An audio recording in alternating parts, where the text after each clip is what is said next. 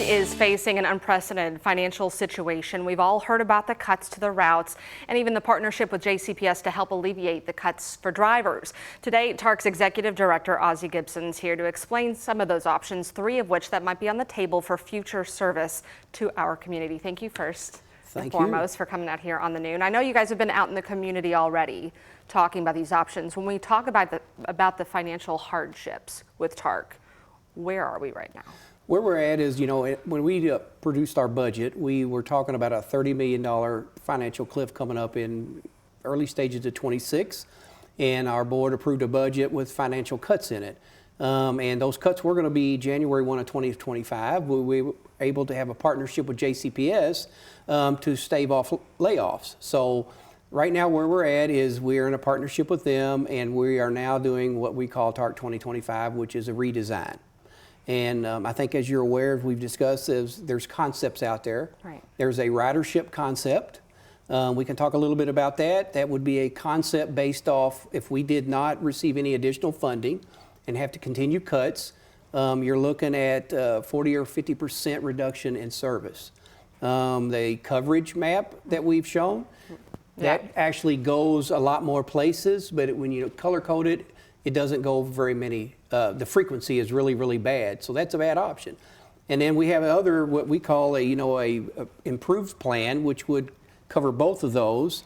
And we also could go other places and be more frequent to meet Louisville's needs.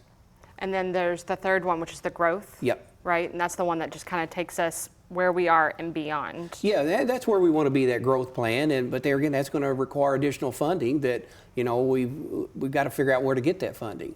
Why such a gap over the last, we know COVID, we know so many of the factors that have hit, but why specifically with TARC? Why are we so in the red at this point? Well, it's a national problem. There are other large cities out there that are in the hundreds of millions with their financial cliff. There's a couple cities that are out there that are not having a financial cliff because they increased their tax revenue back in 17 and 18, Indianapolis and Cincinnati. So they're not facing a financial cliff right now. But it is a national problem, not just us. And we are going throughout the communities. How can you get involved if you're a community member wanting to voice your concerns or ideas with TARC? Absolutely. I think we've got a QR code that people can scan, or they can go to our website. We have a special website set up for what we're doing. Over the next 30 days, we have over 100 meetings scheduled. We want people's voices to be heard. That's how we'll design the new routes. And I don't want anybody to say they didn't know. Yeah. How many do you know as far as the typical ridership do we have right now? I think the typical ridership right now in a year, we call them boardings, and we're around 6.5 million. So that's a lot of people that ride TARC buses. So a lot of people. So a lot of people were expecting to use that QR code to get on there and do that survey, and then of course come out, you said, to 100 different meetings. Yes, absolutely. TARC 2025. Yeah. All right, that is what you should know as you head out the door today.